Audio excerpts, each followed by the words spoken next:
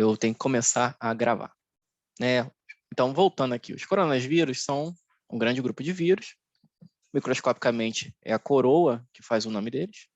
37 antes da Segunda Guerra Mundial, que é uma coisa bastante recente, mas muito antiga dentro da início da visão das coisas além do olho nu, foi quando foram isolados, e a gente sabe que não é o único tipo de coronavírus que infecta a gente, né?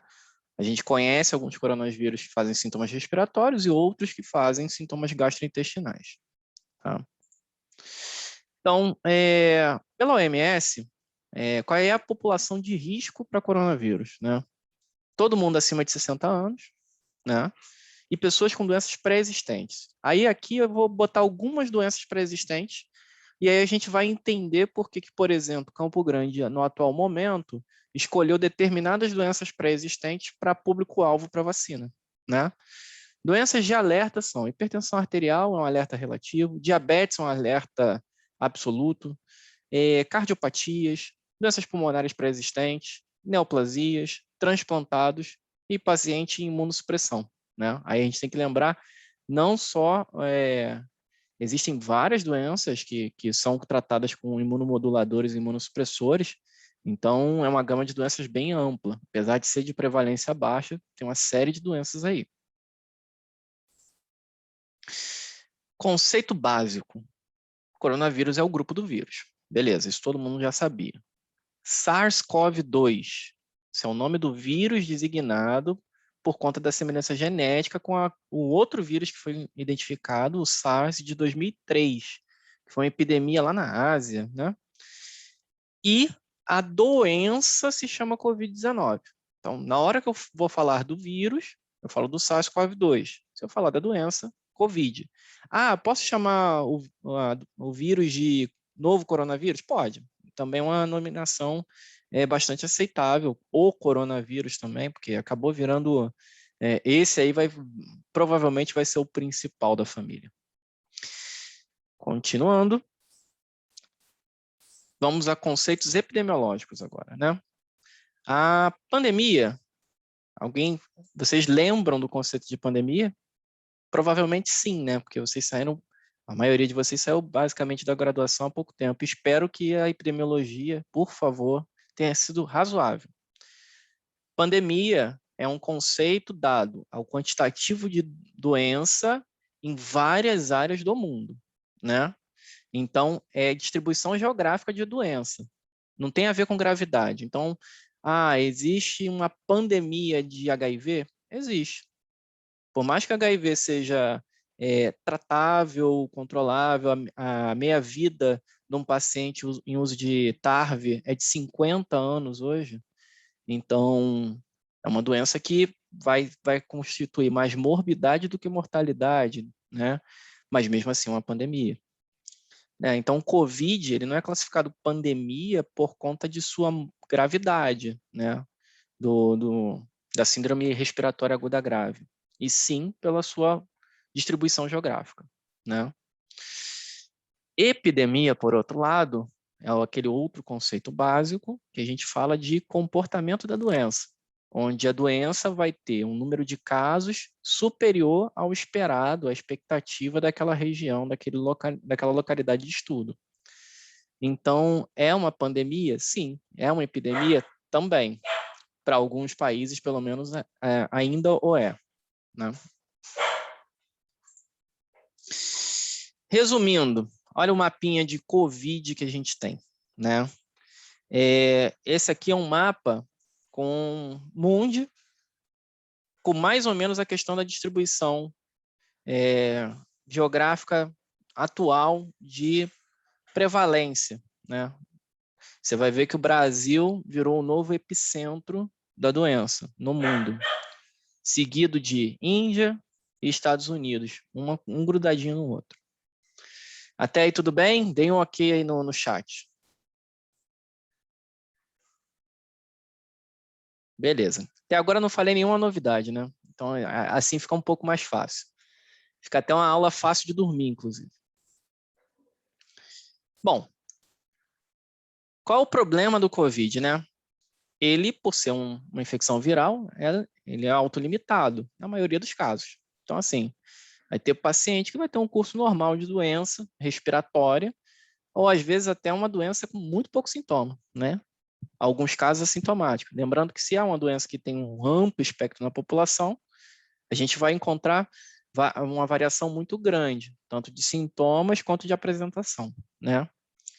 E aí, nisso, a gente sempre vai ter avaliação de incidência pontual, a gente vai saber o número de casos totais durante o período, né, desde o início da doença, mas a prevalência ela é muito variável, porque a prevalência de hoje é diferente da prevalência de amanhã, até porque prevalência conta casos novos, mas os casos que estão existentes. Então, assim, todo e qualquer caso com cura, ele sai do gradiente de prevalência. Então, a gente trabalha muito com incidência pontual e número de casos totais, né? E aí a gente entra num outro conceito epidemiológico, letalidade, né? Que é a capacidade do patógeno ocasionar óbito na população adoecida. Então, a letalidade no mundo, hoje, de acordo com os cálculos e os serviços de imprensa, é de 2,2%. No Brasil, 2,5%. Só que aí nós temos um problema, por isso que tem um asterisco. O asterisco nos fala sobre o seguinte: se a gente tem uma evolução muito variável na população, e a gente sabe que muitos países, e o Brasil se encontra nessa situação, a gente não tem uma oferta tão ampla assim de métodos diagnósticos, a gente não tem como confirmar ou afirmar o número exato de população afetada pelo coronavírus. Então, a letalidade ela está sempre sobreestimada, superestimada. Então, o que acontece? Na verdade, o que a gente sabe é a letalidade esperada para o coronavírus é de 0,5% a 1,5%, né? Então, a gente sabe que tem uma superestimação por conta dessa realidade, tanto no mundo quanto no Brasil. Então, não se assuste. Ah, a letalidade está aumentando no coronavírus. Não é bem assim. Na verdade, a gente está tendo aumento do número de casos e, com isso, a gente vai ter números absolutos de gravidade maior. E como a gente não consegue ofertar a quantidade de testes suficiente ou confirmar diagnóstico de maneira suficiente, a gente vai ter essa dificuldade. Vamos lá, métodos diagnósticos, né? Vocês vão ver que, assim, isso todo mundo já sabe também, né? Isso é uma coisa de comum conhecimento. Mas eu quis botar aqui o que a gente tem de teste rápido, o que a gente tem de RT-PCR e outros métodos. Teste rápido, o via SWAB, né? Passar aquele cotonete maravilhoso. Quem já fez o SWAB sabe que é horrível, né? Péssimo. O SWAB, via teste rápido, ele é disponível só no ambiente privado. Tem um custo entre 100 a 200 reais, se eu não me engano, e é um teste rápido. Então, ele vai pegar o conteúdo do cotonete lá e vai fazer o mesmo método que a via sanguínea, tá? Então, ele tem a sua sensibilidade e especificidade menor do que um padrão ouro, assim como o teste rápido da via sanguínea que a gente usa nas unidades, né? Também que tem disponível no serviço privado. Inclusive, algumas farmácias aqui em Campo Grande fazem tanto o SWAB quanto o teste sanguíneo. O RT-PCR é o nosso padrão ouro. Mas lembrem-se, nenhum método diagnóstico é 100%. Então, ele não é 100% de sensibilidade e de especificidade. Ele é próximo disso. Então, isso vai lembrar para vocês uma outra situação que eu vou falar depois que eu terminar aqui dos métodos. Temos também as sorologias, e essas sorologias podem ser métodos. Lembrando que o teste rápido, ele é uma sorologia qualitativa, tá? Eu estou falando de sorologia quantitativa aqui. Lembrando que ele é um método indireto. Então, você tem que ter previamente contato com o vírus ou vacinação para você ter sorologia positiva, tá bom? O RT-PCR, por outro lado, como é coleta de SWAB, ele é um método direto. Ele vai analisar a amostra de vírus. Não se preocupem, tá? Minha porta não fecha sozinha. Porque o cachorro e o gato, e a namorada estão em casa. Isso não é fruto do fantasma. Bom, voltando aqui só à questão Deixa eu voltar aqui. Voltando à questão dos testes, a gente tem que entender uma única coisa. Se eu tenho aumento da prevalência pontual de uma determinada doença, a gente tem valor de preditivo, tanto positivo quanto negativo, variáveis de acordo com o tempo. Então, pensando na nova onda de casos, a gente tem que entender que, mesmo no padrão ouro, a gente vai ter alteração de valor preditivo positivo, quer dizer, a probabilidade daquele positivo ser positivo realmente, e o valor preditivo negativo também vai variar. Se eu aumento a prevalência, eu aumento o valor preditivo positivo, só que, por outro lado, eu diminuo o valor preditivo negativo. Então, assim, o fato de eu ter um RT-PCR negativo não necessariamente exclui doença.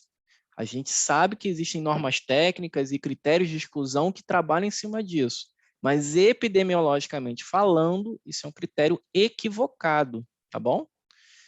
Valor preditivo negativo reduzindo, ele vai reduzir muito. Não, ele não vai reduzir muito porque a especificidade é alta. Mas eu estou pensando numa doença que infecta muita gente. Se infecta muita gente, se eu tiver uma em cada 1000 negativos sendo um falso negativo, já é um de interesse que a gente está deixando de diagnosticar. Tá? Então, sob o ponto de vista epidemiológico, até é uma forma da gente compreender como é que a gente tem subnotificação também, por mais que a gente oferte métodos diagnósticos. Então, o valor preditivo negativo ele vai reduzir para qualquer um dos exames, e o valor preditivo positivo vai subir para qualquer um dos exames, variando de acordo com os valores de sensibilidade e especificidade. Eu vou mostrar uma outra tela aqui, deixa eu só fechar aqui, e vou mostrar uma outra tela para vocês entenderem. Vou dar como exemplo aqui, um exemplo simples de um teste que seja 85 e 75. 85 sensibilidade, 75 de especificidade. Vocês vão ver que, de acordo com o aumento da prevalência, a curva do valor preditivo negativo vai reduzindo. Com o aumento da prevalência, por outro lado, de preditivo positivo aumenta. Tá? Só para lembrar para vocês.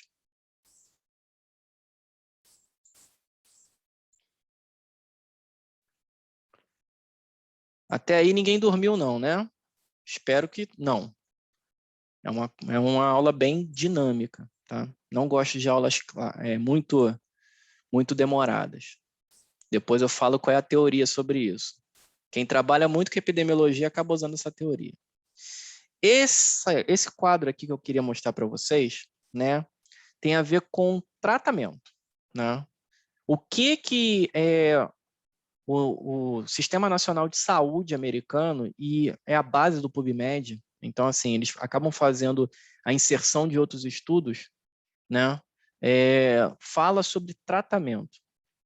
Se o paciente tiver uma doença leve a moderada, você vai ver que não tem dados suficientes para recomendar nenhum tipo específico de antiviral ou terapia qualquer. Então, assim, até mesmo as novas medicações, como o Balanivimab, o Casirivimab e os outros lá, também tem os antivirais, Redensivir, né? Tem outras opções aí que estão sendo estudadas, e os nomes são horrorosos mesmo, não tem muito para onde correr, porque é tudo nome de anticorpo monoclonal ou de antiviral. Eles não são indicados para essa situação. E muito menos aquela droga que foi a primeira que realmente mostrou algum tipo de eficácia, que é o corticoide. Então, não adianta sair tomando corticoide em infecção leve a moderada, né? Agora, quando você começa a hospitalizar o paciente, né, com suplementação ou sem suplementação de oxigênio, a coisa começa a mudar de figura. Alguns estudos já falam que o Redensivir, por exemplo, que foi o medicamento que o Donald Trump usou lá nos Estados Unidos, e ele era um paciente hospitalizado que não estava usando oxigênio suplementar, pelo menos é o que falam por aí, a gente nunca vai saber a verdade, tem algum nível de eficácia, principalmente para os pacientes de alto risco de progressão de doença. Lembra aquelas doenças pré-existentes? Pois é ali que a gente vai trabalhar com Redensivir. No caso dos pacientes que já usam suplementação de oxigênio, os pacientes mais graves, vocês vão ver que corticoide, Redensivir, os anticorpos monoclonais, eles vão começar a ser indicados, né? Só que aqui a gente ainda tem só o Remdesivir. Essa é uma tabela nova, inclusive, só tem só o Remdesivir, porque as outras ainda estão em fase final de estudo.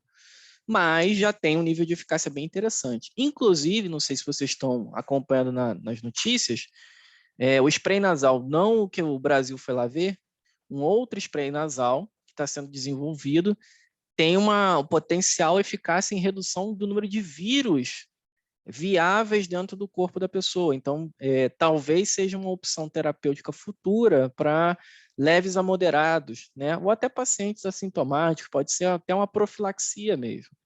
Mas como é uma doença nova, a gente tem fases de tratamento, né? E fases de estudo. Então, ainda está precisando passar por algumas fases, mas pode ser também uma opção. Vamos ver. Eu acho que vai ser uma opção bastante interessante, porém parece que é cara, né? Então eu acho que não vai chegar para os nossos bicos. Agora vamos a uma coisa que é muito importante, né? Eu vou clicar aqui nessas duas tabelas para a gente falar de algumas terapias, mas antes disso eu queria que vocês abrissem, para quem quiser abrir o áudio de vocês, eu quero que vocês abram o coração de vocês. Esse é o momento de abrir o coração. Ser bastante sincero. Por favor, não vamos. Não, nós somos médicos de família, não iremos julgar, não iremos falar nada além da verdade. Quais de vocês já tomaram ou já recomendaram o uso de cloroquina, ivermectina, vitamina D, zinco? Eu queria saber qual a opinião de vocês. Vou aproveitar que a Milene já está com o áudio aberto. Bom, eu trabalho na urgência também, né, nos finais de semana. Então, como a minha base de graduação foi muito forte em medicina baseada em evidência, eu nunca prescrevi. E arrumei briga com muita gente, discuti no grupo da UPA, xinguei um monte de gente, briguei no grupo da faculdade, não prescrevi.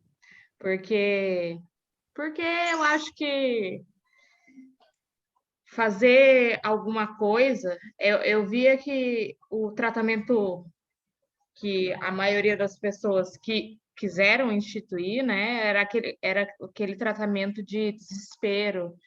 Como a gente vai ficar sem fazer alguma coisa? Eu acho que isso é muito da medicina curativa, né? Vem essa base de um médico precisa ter alguma conduta. Como eu não vou fazer nada para o meu paciente? Só que a minha formação e a minha opinião como pessoa mesmo, e como médica, não fazer alguma coisa é muito melhor do que fazer alguma coisa e poder causar um mal para a pessoa. E enquanto não tinha evidência, eu falei, não vou prescrever. Ah, você vai esperar piorar? É isso que a gente tem, né? Não fazer alguma coisa não quer dizer não fazer nada, porque suporte é alguma coisa, monitoramento é alguma coisa. Eu, particularmente, não prescrevi. Ótimo, Milene. Obrigado pela sua participação. Mais alguém aqui para poder ajudar a Milene, refutar a Milene? Não, lembre-se, não estamos em julgamento, gente. A gente vai mostrar evidências. Ó, já estou vendo algumas coisas no chat aqui, os mais envergonhados estão falando aqui de vitamina C e D, de zinco. Pode falar, Gustavo. E pode falar também depois, Tayana. Eu só queria fazer um comentário que eu também não prescrevo nada disso daí. Eu estou cansado já de pegar paciente que foi, um caso leve, que foi prescrito corticoide desde o início do quadro, e daí chega no D8, D9, evolui com pneumonia bacteriana, sabe? E aí piora o quadro do cara, e aí eu vou passar, não, é bacteriana, vamos tentar uma azitromicina. Aí eu descubro que o cara já está tomando azitromicina há 5 dias. Então, além de você piorar o quadro do cara, você perde um antibiótico para usar. Você cria resistência, cria um monte de coisa. Isso daí não só não ajuda em nada, como atrapalha muito, igual a Milena falou, né? Ótimo, Gustavo. Obrigado pela participação. Agora vamos, Tayana. Então, Ciro, eu estou na linha de frente da pandemia desde o ano passado, né? E no início, nunca prescrevi cloroquina, mas no início era bem difícil você convencer o paciente a não passar, que não tinha necessidade de passar a cloroquina para ele. Eu senti assim que mais ou menos ali por volta de agosto, setembro, já era mais, o paciente já aceitava melhor. Quando você falava que não ia passar cloroquina para ele já aceitava melhor.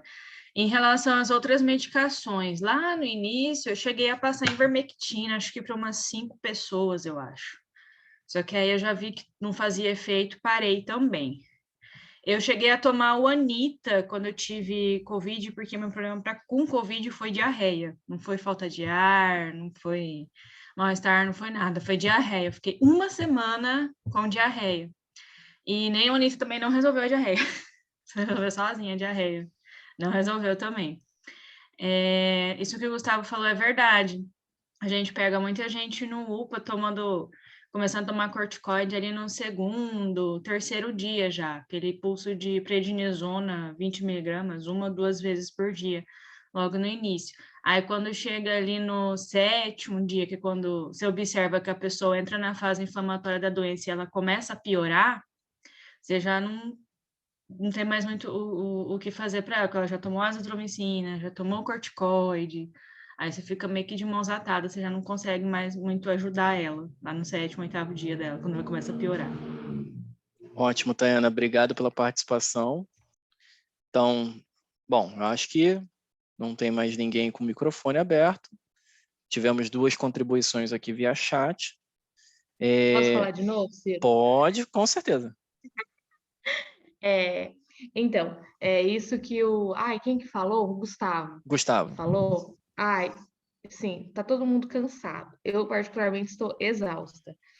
Porque ontem a gente teve uma reunião sobre outras coisas no posto, e aí um técnico até comentou sobre um fluxo que estava acontecendo na UPA que ele trabalha, a gente estava definindo como ia ser o fluxo dos sintomáticos respiratórios no CRS e na USF, para evitar aquela aglomeração de pessoas sintomáticas com os pacientes que já têm comorbidades, né? Ou as gestantes, enfim. E aí o técnico falou uma coisa assim que eu fiquei, eu não tive nem reação. Ele falou que na UPA que ele trabalha, o fluxo era de uma forma, e o paciente que ia tomar ceftriaxone, ele nem passava na recepção para tirar a ficha. Ele ia direto por fora e já tinha o técnico de enfermagem que ia atender ele, o enfermeiro, e já tinha um médico que ia avaliar. Daí as pessoas perguntaram: mas ceftriaxone aqui tem que tirar a ficha, mas o que isso tem a ver com o fluxo? Ele falou: não, é porque lá todo mundo que é positivado, toma ceftriaxone. E aí eu fiquei tão chocada, e aí eu comecei a pensar assim, qual que vai ser o papel do médico de família, porque é muito mais que o plantonista, porque a gente tem tempo de conversar com o paciente. Qual que vai ser a epidemia que vai vir depois da Covid? Pelo menos aqui, eu acho que a gente vai ter uma epidemia de resistência bacteriana, porque você pensa, é protocolo, né, entre aspas, em uma UPA, todo paciente positivo tomar ceftriaxone. Uma cef de terceira geração está sendo passada para centenas de pessoas que estão tendo Covid. Como que a gente vai contra, sei lá, centenas de médicos? E era só isso que eu queria complementar com o Gustavo falando, e que a gente vai ter uns tempos mais sombrios ainda pela frente e mais complicados de se combater, né? Porque notícia falsa, notícia errada, não tem como se debater, você tem que combater, né? Porque tá sendo muito difícil convencer, tá sendo muito difícil falar que o colega tá equivocado ou errado.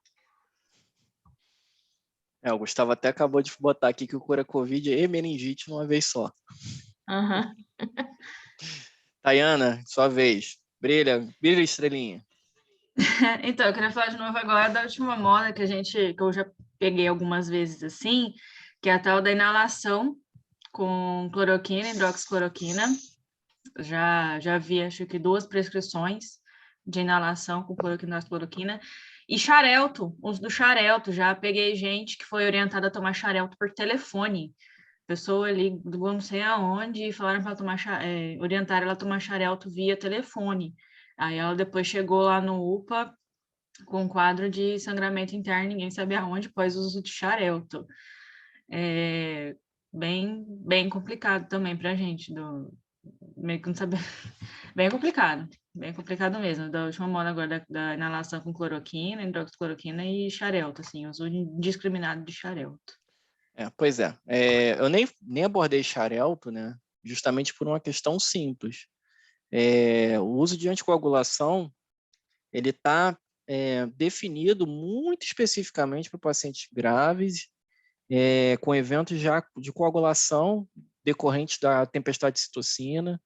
Então, é complicado a gente falar sobre xarelto, até porque a experiência dos municípios que tiveram um número muito grande de pacientes internados, abertura de hospital de campanha, etc., foi que o benefício até existia, mas o malefício era muito ruim. Para vocês terem uma ideia, tiveram muitos pacientes com eventos vasculares hemorrágicos em hospitais de campanha, no Rio de Janeiro e em São Paulo. Esses são os relatos que eu tenho dos colegas que dão plantão lá, enfim. E imagina, né, uma população, às vezes jovem, fazendo um AVE hemorrágico, né? Complexo. Mas agora que todo mundo já meio que participou, né? Sobre Posso falar mais uma coisinha? Pode, Isis. Não, sobre essa questão da anticoagulação, eu estou trabalhando no hospital regional aqui de Campo Grande, né? Que é o hospital referência de Covid.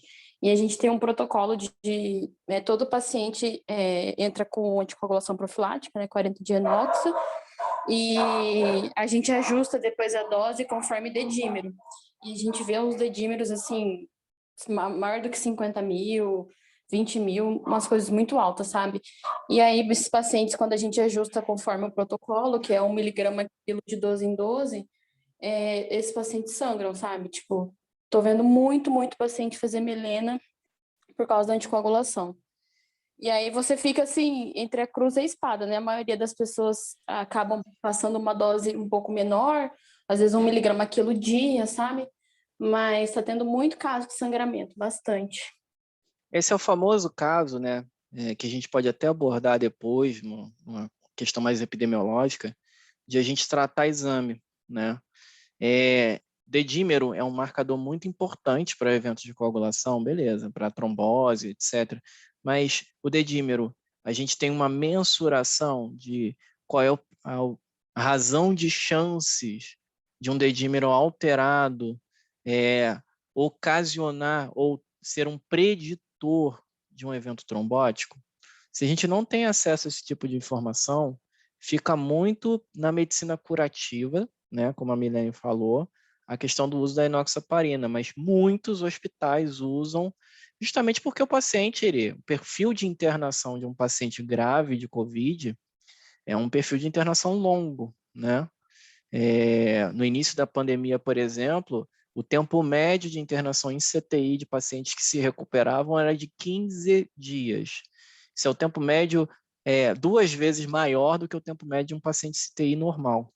Então, isso, além de custos, né, isso também causa uma série de outros fatores.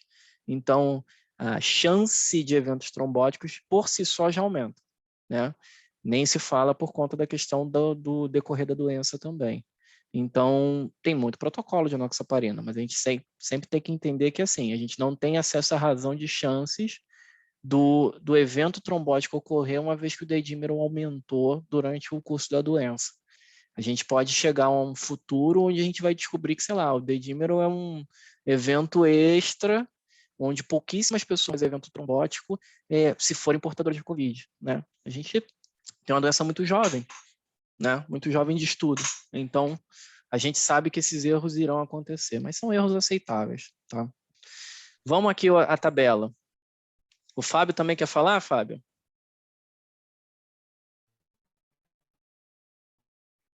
Fábio, ajusta o seu volume, porque eu não estou ouvindo nada.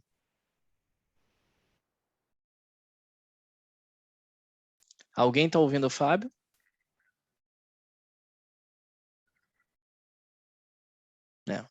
problema é no microfone do Fábio mesmo. Se você quiser tentar de novo, vamos embora. Não, então, por enquanto eu vou mostrar a tabelinha aqui para vocês, tá bom? Essa é uma tabelinha só para poder mostrar, assim, cloroquina, hidroxicloroquina, com ou sem azitromicina, tá bom? Isso aqui é um resumo dos ensaios clínicos, tá? Eu vou mostrar aqui, basicamente, ó, tem bastante estudo, tá vendo? Só vou mostrar para vocês a interpretação dos estudos, tá? Ó, vamos lá. A gente tem uso de hidroxicloroquina a cada 6 horas, de 400. A interpretação dos estudos. Não diminuiu mortalidade, né, comparado com o uso normal de outras terapêuticas em pacientes hospitalizados ou com suspeita clínica laboratorial confirmada de SARS-CoV-2. O paciente que recebeu hidroxicloroquina teve um aumento do tempo médio de permanência no hospital do que aqueles que não fizeram nenhum outro tipo de adição de hidroxicloroquina.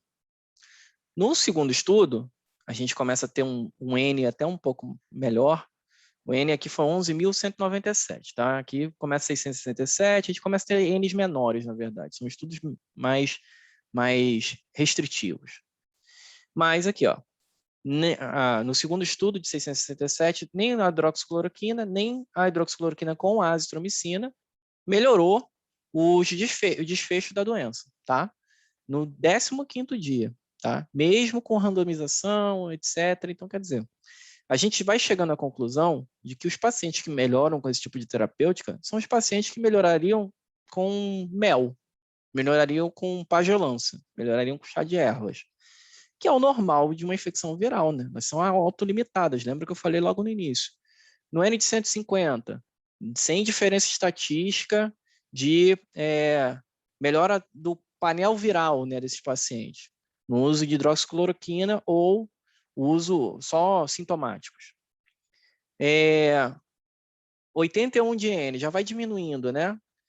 Apesar do número pequeno de pacientes, os estudos mostram algumas preocupações com relação ao risco de mortalidade aumentada quando você aumenta a dose de cloroquina, né? Principalmente se eu adicionar azitromicina ou oseltamivir. E assim por diante. Vamos para outra tabelinha. Que eu falei da cloroquina e da hidroxicloroquina, só estou esquecendo da ivermectina. Ivermectina, o estudo de Bangladesh, aquele que todo mundo adora mostrar, né?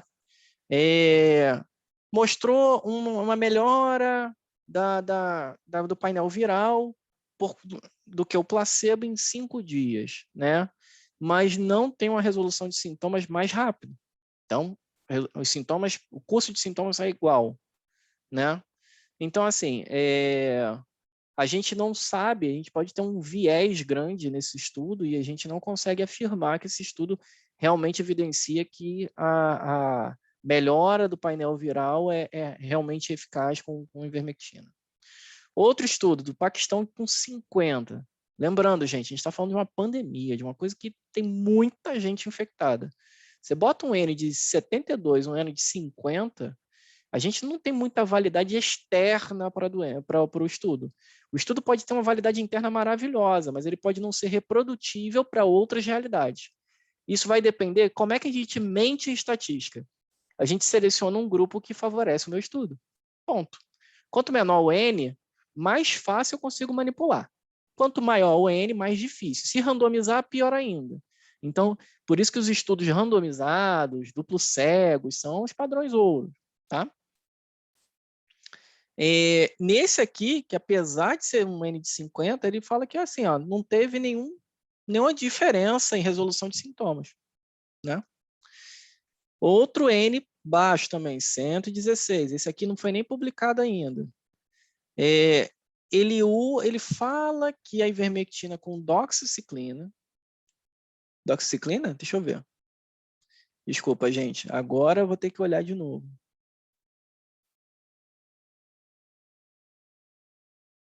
Não, não é doxiciclina, não. Esse aqui é a doxiciclina. Nossa Senhora. Nem sabia que tinha estudo de ivermectina com doxiciclina. É é melhor do que hidroxicloroquina com azitromicina, que não tem eficácia nenhuma. Então, assim, fizeram um grupo placebo, então, com isso aqui, né? Então, assim, olha a quantidade de coisas que a gente vai fazendo e tentativas, né? Porque, entenda,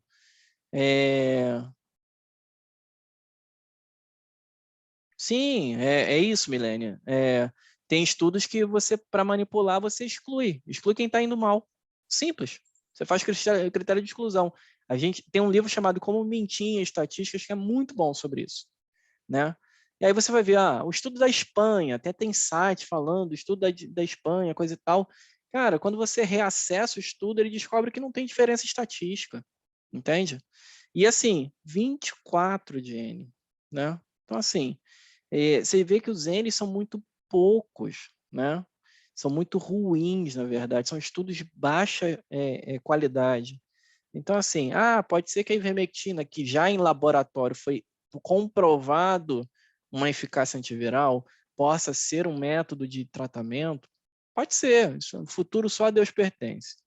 Mas a verdade no laboratório, o quantitativo de ivermectina para tratar uma infecção viral seria equivalente à dose tóxica no humano. Uma dose tóxica significa o seguinte: ótimo, matei o vírus de uma forma muito simples, matei o hospedeiro. Né? Se a gente mata o hospedeiro, o vírus não se replica. Muito simples. Né? Vamos fazer um genocídio que a gente resolve o problema com o vírus. Ele não vai replicar.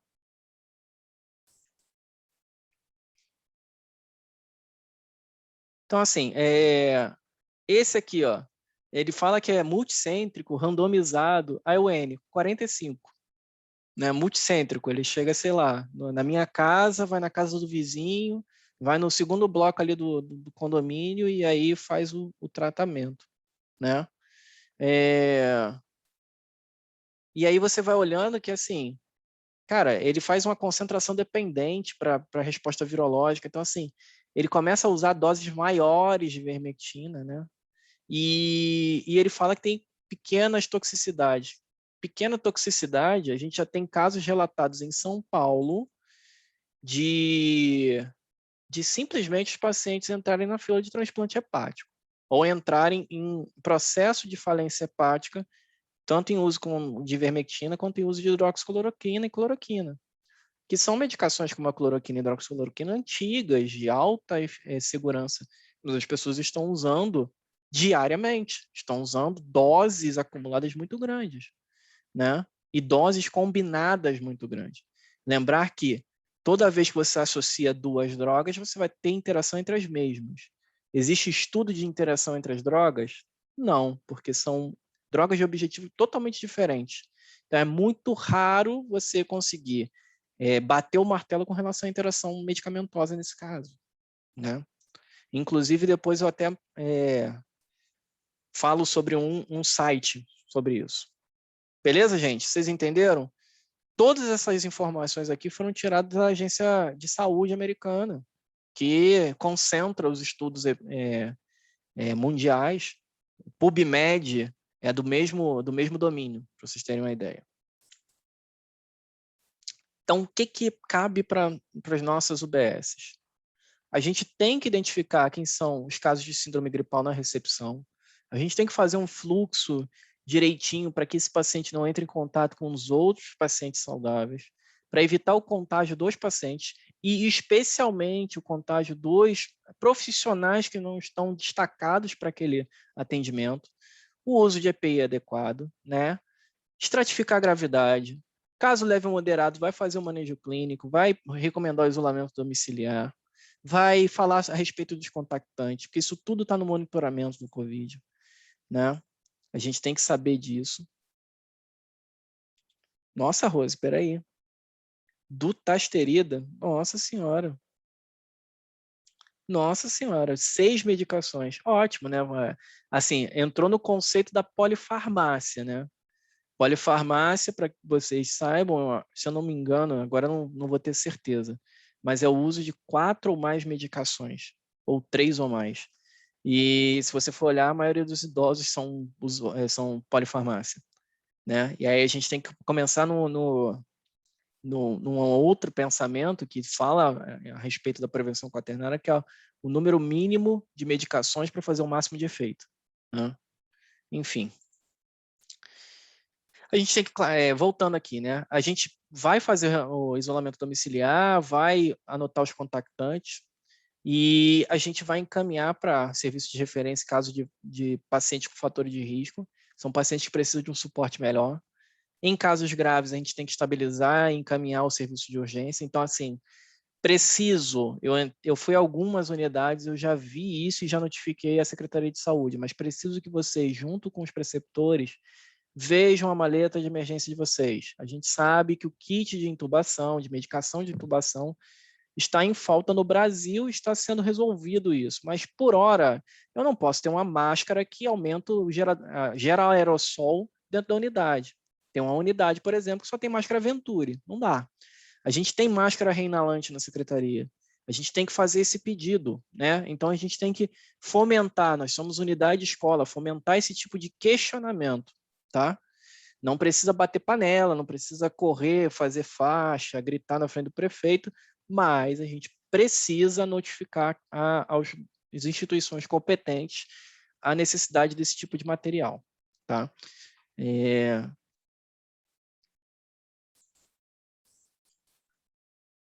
Fazer um panelaço, super efetivo o panelaço, assim.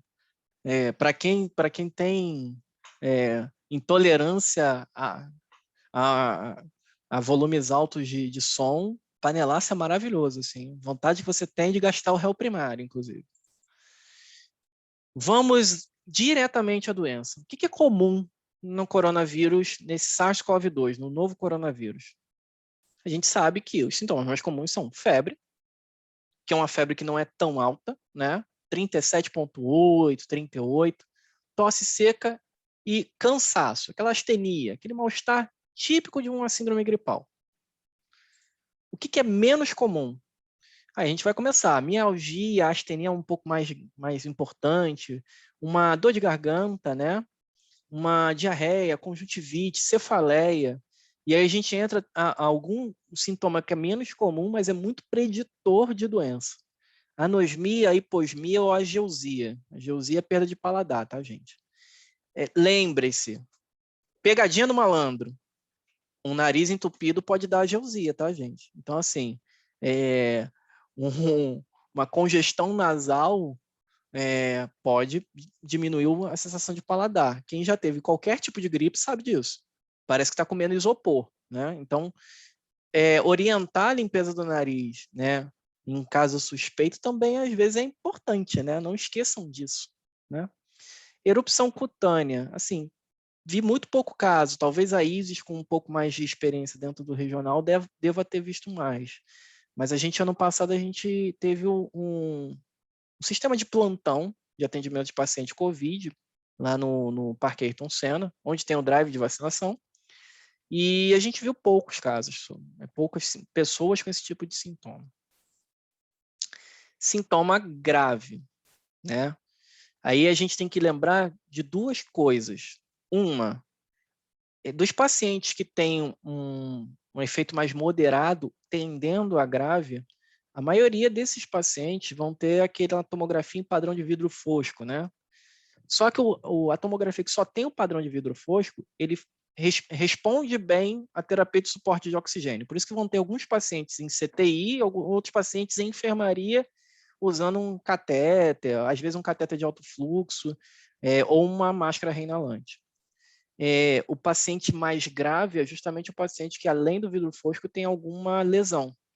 Esse paciente vai precisar ser entubado, né? Ataque-pneia, né? Uma dor torácica, geralmente por esforço respiratório, e os sinais de falência respiratória mais comuns, né? Retração lá do grádio costal, batimento de asa de nariz, essas coisas assim. Isso funciona para adulto. Esse paciente é um paciente que potencialmente vai fazer parada respiratória, inclusive. É um paciente que está cansando. Esse paciente está fazendo um gasto energético muito grande. Esse paciente é o paciente que a gente precisa entubar na hora, tá? Lembrando, sintoma, sua saturação com máscara é 95, Samir. Você tem um pulmão ótimo, né?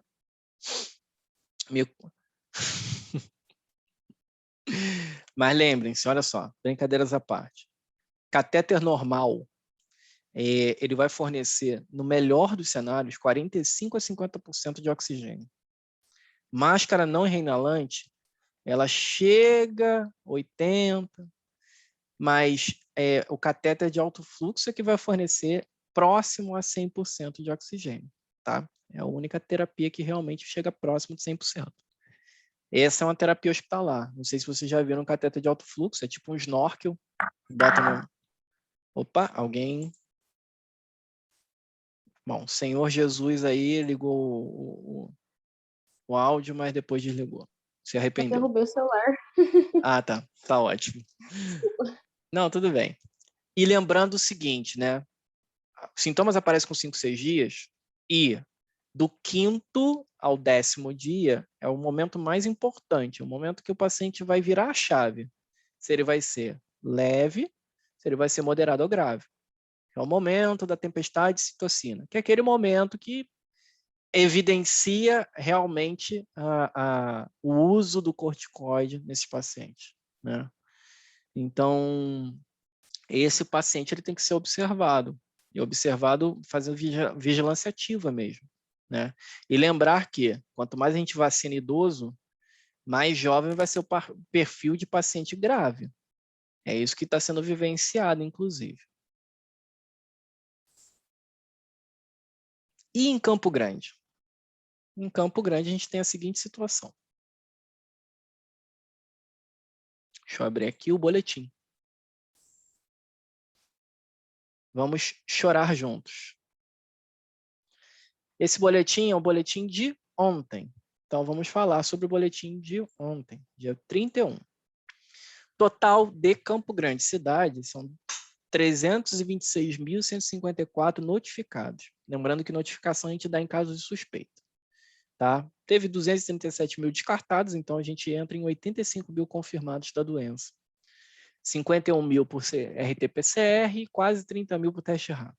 E outros critérios, critério clínico epidemiológico é um critério de confirmação de doença, lembre-se disso, a gente está num contexto de alto número de doentes, então, paciente com histórico de contato com paciente COVID positivo confirmado, ele é um paciente que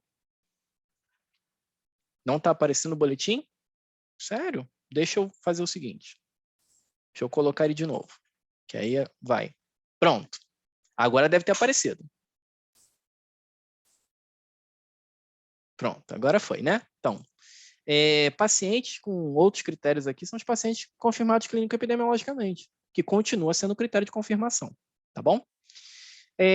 Nesse momento, a gente tem 301 pacientes no leito clínico, 130 no público, 171 no privado. Leito de UTI, 165 no público, 105 no privado. E pacientes em pronto atendimento, 9. Esses pacientes em pronto atendimento, eles estão em suporte ventilatório, tá, gente? Então, a gente já está tendo uma demanda, fora os pacientes em leito clínico com critério para CTI, que estão aqui, incluídos nesse aspecto. Essa projeção, ela é importante só sob o ponto de vista de... Vocês estão vendo que a curva, em nenhum momento, a partir do incremento de agosto, chegou a realmente diminuir no quantitativo de casos. Quando a gente tem alguma intervenção eficaz, essa curva atenua. Ela nunca vai diminuir, porque isso aqui é o número total de casos. Mas ela atenua. A gente teve uma pequena atenuação entre setembro a novembro, mas aí depois começa a ter festas, mais aglomeração, menor número de pacientes com uso de máscara adequado, menor isolamento social. Você vê que a atenuação é muito pouco visível, tá? E isso preocupa. De anteontem para ontem, o incremento de pacientes nem foi tão grande assim. Diagnosticados foram 284. Mas vocês vão ver que de 3 dias atrás para 2 já são 1.000 e assim vai. Isso tem muito a ver com notificação, tá? Às vezes a notificação se acumula. Só para vocês terem uma ideia, dos internados, a faixa etária majoritária é de 41 a 60 anos. Isso é bastante tenso, tá, gente? A gente está falando de população economicamente ativa. A gente está falando de população que trabalha. E isso diminui muito, em aspectos econômicos, a potencialidade da população. A nossa sorte, que como a gente é um país ainda jovem, a gente pode não ter tanta dificuldade assim, mas é complexo, tá? E a gente vê que paciente mais jovem tem uma tendência até 3 vezes maior a ficar internado que o paciente idoso, tá? O paciente idoso é muito mais dinâmica a doença. Ou ele recupera ou ele vai a óbito muito rápido. O paciente jovem demora muito para se recuperar. Em suporte de oxigênio nesse momento, 522, né, daqueles internados lá que a gente mostrou antes, e sem comorbidade, olha isso. 1 a cada 3, mais ou menos, não tem comorbidade. Independe da idade isso, tá? Número de casos confirmados, olha a faixa etária, que é majoritária, 30 a 39 anos. Se eu separar pela faixa etária que estava ali com mais percentual de internação, vocês vão ver que a faixa etária fica aqui. Ele dá mais ou menos o número um pouquinho mais do que essa faixa etária de 30 a 39, né? Então, eles correspondem a 40% no máximo assim, da população. Para a gente ficar mais preocupado ainda, a gente vai ver aqui, ó, óbitos por Covid por semana epidemiológica, tá? Primeira onda, o máximo foram de 56. Segunda onda, que foi final do ano, 87. E aí a gente chega a 2021. A gente já passou, nas duas últimas semanas, o máximo que a gente conseguiu em 2020, sendo que na semana 12, 135. 31 de março é uma terça-feira, semana epidemiológica fecha no sábado, então começou domingo. A gente já tem 45 casos. Só no ano, a gente já ultrapassou pelo menos 3 semanas epidemiológicas, não chegando nem na metade. Com esse número aqui, há uma forte tendência a identificar pelo menos entre 91 e 135, tá bom? Continua morrendo mais acima de 60 anos, tá? Mas chama atenção que o número de 41 a 60 tem aumentado, ok? Não tem um tropismo por faixa, por sexo, mas aqui, ó, 50 anos sem comorbidade, falecimento. 31 anos sem comorbidade, falecimento. 54 anos sem comorbidade. Então, assim, esse perfil está muito pior. E não só em termos de óbito, em termos de evolução de síndrome respiratória aguda grave, tá? Síndrome respiratória aguda grave, o gráfico em azul é 2020. 2021 é o gráfico em rosa. Olha que 2021, você está vendo que aqui, ó, as 2 semanas epidemiológicas são similares à pior semana epidemiológica de 2020. E aí, quando a gente olha em óbito, a proporção de óbito dos síndromes respiratória aguda grave piorou. Piorou muito. Porque se eu tenho um número de pacientes maior de síndrome respiratória de aguda grave e tivesse uma proporção similar, pelo menos ao meio do ano aqui, eu não teria tanto óbito. Tá? Bom.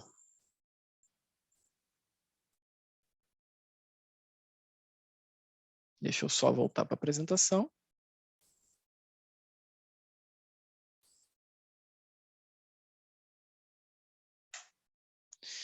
Lembrando, ainda é eficaz coisas que o Japão já fazia com a síndrome gripal há anos, né? Contar, os próprios pacientes sintomáticos têm que diminuir a possível contaminação com o uso adequado de máscaras, com isolamento domiciliar. Nós também precisamos do uso adequado de máscaras realmente eficazes. Não adianta botar aquela máscara transparente para mostrar o batom ou só a face shield. A limpeza adequada das mãos, a medicina higienista é muito importante aqui, né? Então, assim, claro, a gente ainda é uma população bastante privilegiada, né? Mas tem muita gente que não consegue isso. E é por isso que alguns estudiosos, aí eu vou falar o contrapartida, alguns estudiosos falam que o lockdown ele acaba não sendo tão eficaz em países mais pobres, porque a gente vai continuar tendo aglomeração em transporte público, porque ele é deficitário, né? Então, assim, existe toda uma discussão, e eu acho que o momento para a doença atual seria a discussão em cima disso, como garantir medidas de distanciamento ou lockdown, se precisar, em contextos mais pobres. Como é que a gente faz para diminuir essa concentração de pessoas? A gente aumenta o limiar de pobreza, né? O Brasil está com chance de voltar ao que era em 2006, se eu não me engano, quando estava ainda no mapa da pobreza e no mapa da fome. É um equilíbrio muito difícil. Então, independentemente do alinhamento político, a gente ainda tem muito que trabalhar com relação a isso. E a gente é um país ainda muito frágil em termos de controle desse tipo de infecção, porque as medidas que são necessárias são medidas, por vezes, muito difíceis para a nossa população. Bom, gente, eu acho que acabou. E eu queria dividir com vocês agora um momento para que vocês falem. E a gente sempre tem essa forma mnemônica de lembrar.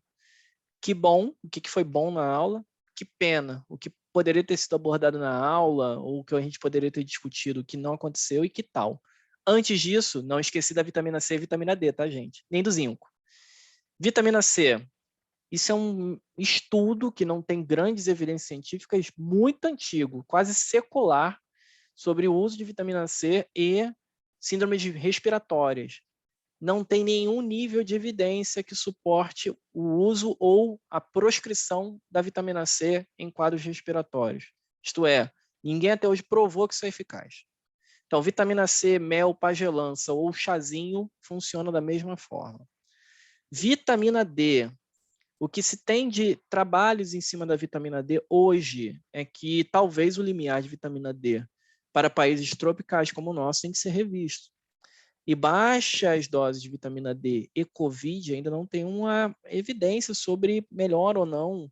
A gente sabe que tem alguns trabalhos em cima de resposta imune, coisa e tal, mas também é pobre de informações. Então, assim, não faz mal, mas também não é provado que faça bem, tá?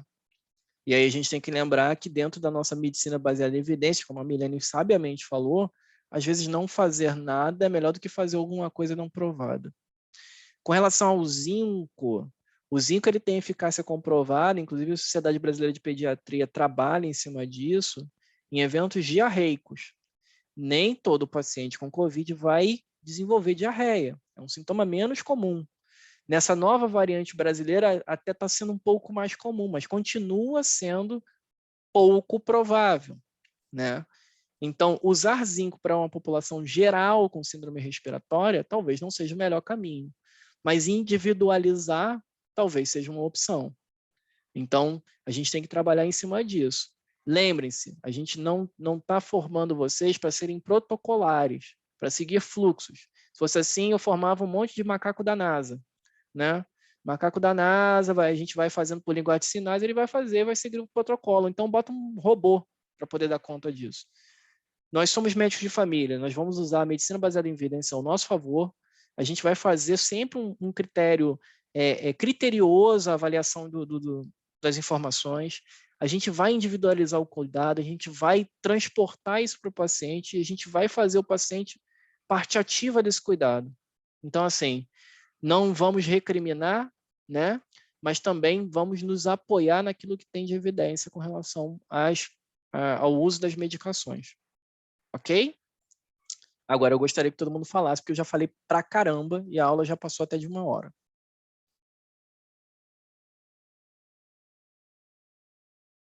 Um de cada vez para não ser uma feira. E, por favor, acordem. Eu acho que achei a aula bem boa, a única parte que eu acho que a gente podia abordar depois era em relação às sequelas, que é muito paciente que chega lá pra gente no consultório, reclamando de sintomas, a gente não sabe se ele é relacionado ou não ao Covid, para onde se encaminha, se a gente consegue cuidar disso ou não. Muito boa a sua intervenção, Maria Eduarda. Eu vou te falar uma coisa, existe dentro do CISREG uma fisioterapia voltada para COVID, tá? Não vou lembrar o nome agora, é bem específico. E tem paciente com sequela também, mas como a doença é muito nova, a gente não sabe o grau de repercussão. Eu posso te falar o seguinte, a gente tem que entender o seguinte, pulmão não se recupera, cicatriza. Então, a gente não sabe que ponto essas manifestações graves que são recuperadas vão ter algum tipo de repercussão futura. Isso só o tempo vai nos dizer, tá bom?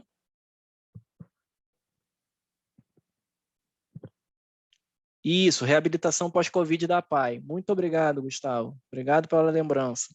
Então, esse é o local para a gente referenciar os pacientes que têm algum tipo de sequela.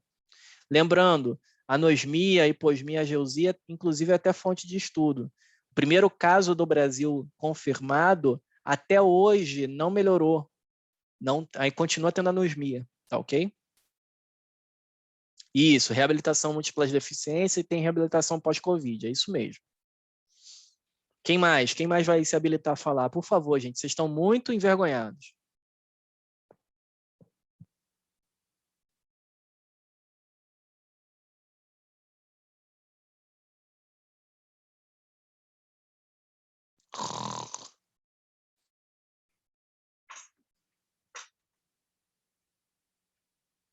Bom,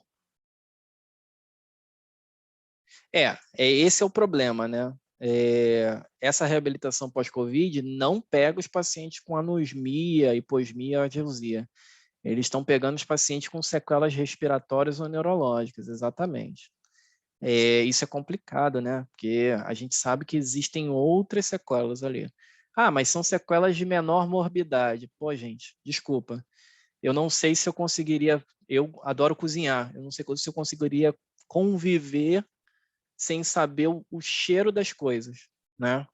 Pessoalmente, eu tenho uma mãe que tem anosmia, mas por outra coisa, e eu tento me colocar empaticamente no lugar dela e não consigo. Vamos lá, Isis. Ai, foi sem querer. Poxa, eu pensando que eu não iria falar Não, sozinho. não, era só para também queria comentar. Eu vi o comentário de uma colega que estava falando que no regional estavam passando hidroxicloroquina, ivermectina, essas coisas. Eu acredito que se foi passado, acho que só no início da pandemia. A gente segue um protocolo agora que é de maio de 2020, que tá para sair uma atualização, mas nesse protocolo já não entram essas medicações. A gente só acaba utilizando de antibiótico terapia, entra com CF e ácitro para todo mundo, porque como a gente tem acesso à tomografia prontamente, o paciente chega, já vai fazer tomografia, a grande maioria dos pacientes tem consolidação associada, então a gente acaba entrando com CF e ácitro, né? Na maioria dos casos, né? Alguns casos a gente individualiza, e corticoide, né? Uma dose baixa, e a anticoagulação profilática.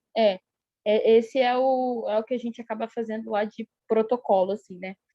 Mas hidroxicloroquina, ivermectina, essas coisas não estão sendo passadas, não. É isso. Eu tenho até o protocolo do regional, se vocês quiserem eu mando para vocês darem uma olhada. Gente, vai sair uma atualização. Então, se você puder dividir com a gente via WhatsApp, não tem problema nenhum. Com relação ao treinamento olfativo, gente, eu sei que existe, tá? Não li nada específico a respeito, prometo até me inteirar com relação a isso, mas assim, foi o que eu falei, o resultado ele é muito variável, tá? Ele vai depender muito da resposta do paciente. Então, isso é complicado, né? E lembrem-se, muitos protocolos foram modificados. Lembrem-se que até o Ministério da Saúde, por alguns dias, fez um protocolo de tratamento precoce, tá? Então, erros e acertos vão acontecer durante o período todo. E o regional, em específico, por ser um hospital de referência para manifestações mais graves, vão ter protocolos mais apertados mesmo, de uso maior de medicações. Lembrem-se, continua sendo um hospital, continua tendo patógenos diferentes e, assim, continua precisando de uma abordagem mais ampla.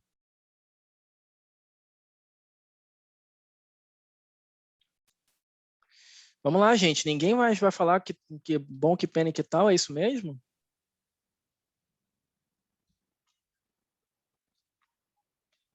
Vou falar de novo, então. Eu não gosto de falar, né? Eu adoro que falem. Eu acho que bom que a gente teve a aula.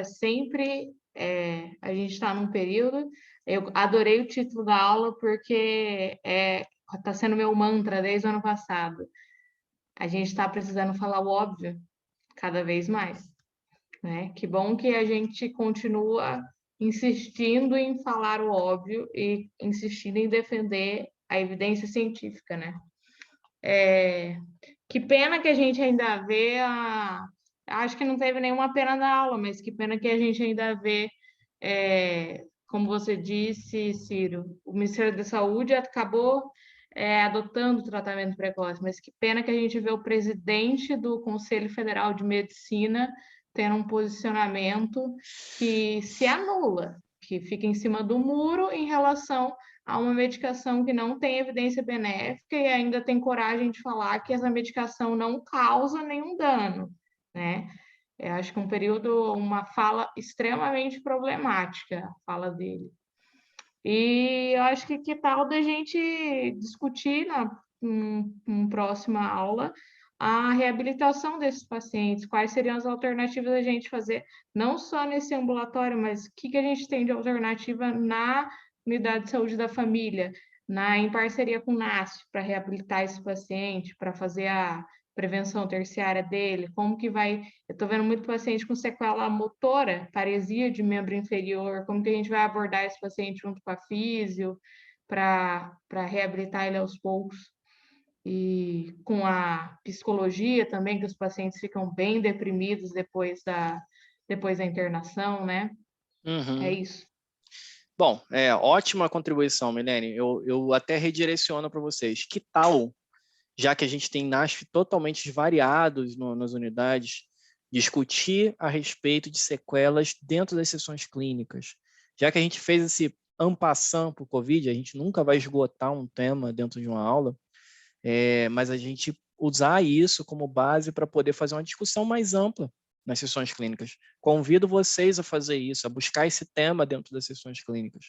Isso vai ser muito importante, isso é um amadurecimento que a gente precisa ter. Com relação à residência, eu vou tentar ao máximo, claro, trabalhar os outros aspectos acadêmicos, tá, gente? Mas, infelizmente, no atual contexto de pandemia, eu estou formando especialistas em medicina de família com uma subespecialidade específica, tratamento de Covid, tá? Essa é a grande realidade. Não temos para onde fugir, né? Como eu falei, médico de família é especialista do território. E se o território está infestado com Covid, e se tivesse, por exemplo, por dengue, não ia ser muito diferente, tá? Eu já peguei no Rio de Janeiro preceptoria, onde eu peguei uma curva epidêmica gigante de dengue. A gente teve que criar vários polos de atendimento, plantões, coisa e tal, onde eu tive que inserir meus residentes nesse contexto, né? Então, não se surpreendam se isso possa acontecer com vocês também, porque, infelizmente, lembre-se, há um déficit global de RH, e esse RH ele precisa ser otimizado. Então, o pouco RH que a gente tem, um pouco de qualidade para intubar, manejar um paciente mais complexo, mais grave, precisa ser deslocado. E provavelmente a gente vai precisar de um suporte maior, nós, como os especialistas de uma porta de entrada, de trabalhar com os pacientes menos complexos, né? Então, fica esse recado. O ambiente não está melhorando, tá? Ele pode estar até correndo para o caminho da estabilidade, mas ele continua sendo uma estabilidade acima da última onda que a gente teve. Então, isso é muito ruim, né? Mais alguém para contribuir, gente? Eu estou adorando a discussão aqui no chat. Fico muito feliz. Pô, que tal passar de nebulização com cloroquina? Tá de brincadeira comigo, né? A esta altura do campeonato, eu sou obrigado a ler um negócio desse, quase que eu cego meus olhos aqui. Eu sei que foi brincadeira, mas nossa senhora. Existe um termo de consentimento O município chegou a criar esse protocolo porque teve uma movimentação política em relação ao tratamento precoce. Inclusive, a saída da residência no ano passado foi quase que imediata antes do início do tratamento precoce dentro do polo, para justamente proteger os residentes, né? Mas ótimo, assim, bom lembrar que quem tiver a opção de usar, e assim, medicina não é ciência exata, tá, gente? O que a gente tem de evidência hoje não suporta esse tipo de tratamento. Mas não é ciência exata, e tratamento individualizado, eu acho que o presidente do CFM poderia se colocar melhor, mas assim, a gente tem um problema muito sério dentro da nossa profissão. Nossos colegas mesmo estão batendo cabeça. Muita gente, e eu falo até próprio, para saber alguma coisa de epidemiologia, eu busquei muito depois que eu me formei. A minha aula de epidemiologia era uma terça-feira à tarde depois do almoço, e fora do local usual de aula. Então, assim, era um convite ao ronco, né? Então, o que eu aprendi de epidemiologia foi depois que eu me graduei, no mestrado, dando aula de epidemio, comentando questão de residência. Então, assim, a gente tem que entender que a epidemiologia, se tem uma das matérias que a gente tem que estudar quase que eternamente, revisitar eternamente, é a epidemiologia. Senão a gente acaba engabelado não só pelos tratamentos salvadores que se propõem, como também pelas manipulações da indústria farmacêutica, tá? Então, isso também pode acontecer. O que você mais vê, por exemplo, em Portugal, que não tem uma epidemiologia tão forte, é exatamente isso. Manipulação de indústria farmacêutica em favor de medicamentos mais caros. E isso é um desafio, ao menos era nos últimos anos, para Portugal, para poder trabalhar em cima de epidemiologia com os médicos de família. Então é isso, gente. Eu declaro encerrado as contribuições. Agradeço a audiência, a paciência de todos vocês. Lembre-se, o assunto não está esgotado. Eu acho que sequela pode ser trabalhado sim em sessão clínica. Eu acho que é interessante esse tipo de trabalho agora. A gente faz uma passanda dos temas, vocês vão ver que isso vai ser muito comum para as outras aulas. Algumas aulas vão ser mais expositivas, outras vão ser mais interativas, vocês vão ver que tem essas diferenças, mas a ideia toda é sempre trabalhar em cima de temas pertinentes. Enfim, sejam bem-vindos à residência, sob o ponto de vista acadêmico, e para completar, preenchimento da 814, como sacanearam lá no WhatsApp. 814, gente, tem que ter número do KNES, por favor, não me digitalizem sem número de KNES, né? Ah, mas eu não sei o número de KNES da minha unidade. Pergunta na gerência, o gerente sabe. Geralmente, em algumas gerências, inclusive, tem até a foto do número do KNES. Ah, mas não tem a foto do número de KNES e o gerente está de férias. Pede para o seu preceptor entrar no CISREG, que a primeira coisa que aparece na alta direita é o número do KNES. Então, assim, preencha o número do KNES, preencha Eu vou disponibilizar o conteúdo programático para vocês, vou dividir com vocês. É que como tem algumas eventos de feriado, coisa e tal, a gente acaba atrasando algumas aulas, mas posso mandar para vocês sem problema nenhum, tá? A gente, voltando aqui ao assunto, tá de férias, coisa e tal, CISREG, no canto à direita, lá no alto, tá lá o número do KNES. CBO, é o CBO que eu orientei lá no digitalizado. Carga horária de 60 horas, a pessoa pode espernear, pode falar, pode fazer o que for. Tem que ser 60 horas, tá, gente? Senão não configura a residência. Não entendi, Isis. Mandar o nome? Você não tinha falado no início para tirar um print do nome de todo mundo? Ou... Ah, não, mas eu faço o print da tela aqui, ó. Na lista de vocês, eu faço print da tela. Entendeu? Ah, tá. Achei que fosse para mandar o nome. Eu só não quero que que o pessoal saia, justamente porque eu estou fazendo isso enquanto estou falando, inclusive. Então, assim, voltando aqui, né? Peguem o número do KNES, coloquem o número do KNES, nome da unidade, preencham tudo direitinho. Não faz sentido a gente trabalhar com uma situação onde a gente não tem o número do KNES direito, a gente não tem as coisas direito, sabe? É complicado isso.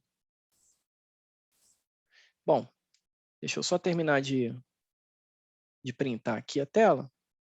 E aí eu já libero vocês para voar.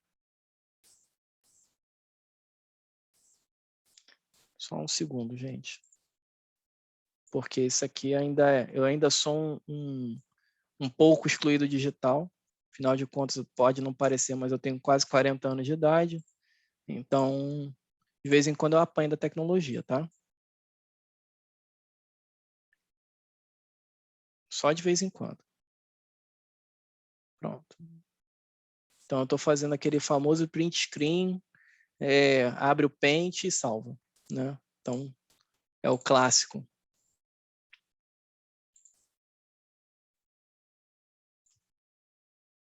Deixa eu botar aqui o último print. Prontinho, resolvido. Bom, deixa eu tirar aqui a tela. Gente, quem quiser abrir o vídeo agora para poder tirar uma fotinho de grupo, eu agradeço. Só para a gente poder tirar uma foto, por favor. Vamos lá, não sejam tímidos. Isso, agora está ficando legal.